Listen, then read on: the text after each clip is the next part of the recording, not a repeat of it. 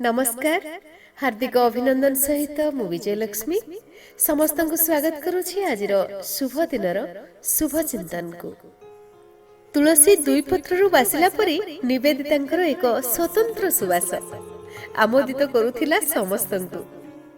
पढ़ा पढ़ी घर काम काहाकू बाछिबा को दियंतिनि से खाली कोन सेतिकी आचार व्यवहार शालीनता कला मेघरे बिजुलीर रेखा परी चमकु थाए मुखमंडल रे। घास कटा ठारू घोड़ा चढ़ा जाए को काम तांकु जणा नथिला कहिले। घरे सबु काम को आगभर होई करि दियंती। खाली घरे नुहे गाँर पूजा पर्व हेउ स्कूल कॉलेज रो जेकोनोसी कार्य हेउ सबुथिरे खोजा पड़ु थाए निवेदितांकर। प्रत्येक काम पाई तांको नामटी आगरे थाए। एमिति एक सुंदर सुशीला झीलकु तो सबु पुओ पाइबाकु चाहिबे, हेले अनेक बापा माँ झीलटी को देखि निज घर को बोहू करी नेबार आशा करती। आशा सफल होइछि निवेदित को बापा मांकर। भल पात्र रे झील को विवाह देई खुशी रे अछंती से माने।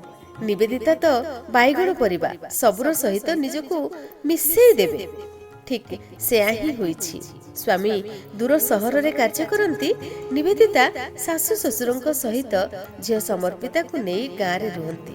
घरर समस्त दायित्व से सुंदर भावरे करि दियंती। सासु ससुरंकर प्रातः भ्रमण ठारू रात्रिर औषध जाए प्रत्येक कार्य निवेदिता तो करती। निज घरर निजर प्रत्येक कार्य निजे करिवारे से एक आनंद पाती। आनंद निवेदितांकर स्वामी अनेक थर चाहिछंती घरे चाकरटी रखिबाकू, कारण घर काम बगीचा काम बजार बाटर काम करि नेबो।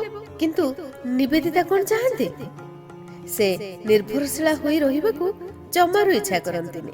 खूब पारिवार एक झियरु बहु पालटी जाइछंती से।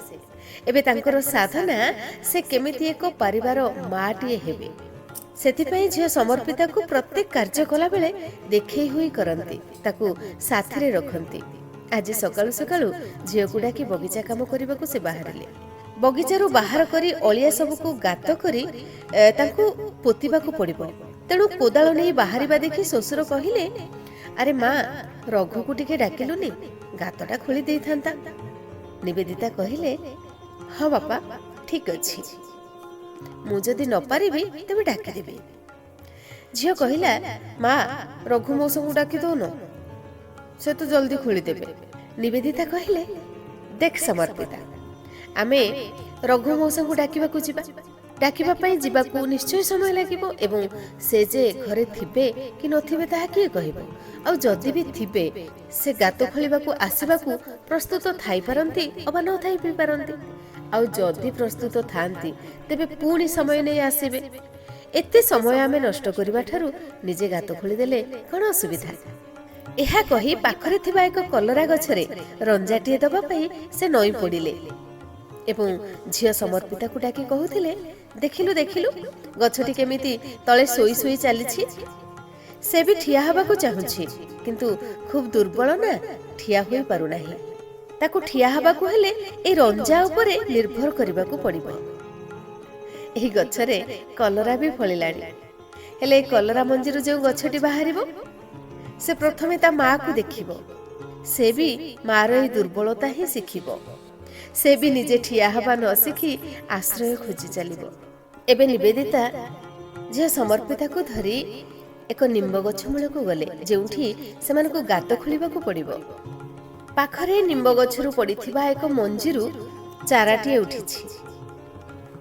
निवेदिता समर्पिता को देखै कहिले, झियो देखिलु देखिलु देखिलु ए निम्ब मंजीरु एबे एबे बाहर थिबा ए चाराटी को मात्र 4टी पत्र धरिछि। हेले कोन हैला, पाखरे से ता मार निजे ठिया हेबा दंभपण देखुछि एवं निजे निजे ठिया हेबा सिखि जाइछि। बुझिलु समर्पिता, जदि पारिबा काम पाई आमे अन्य ऊपर निर्भर करिबा आरंभ करि नेबा तेबे निजर आत्मबल हरैबानी।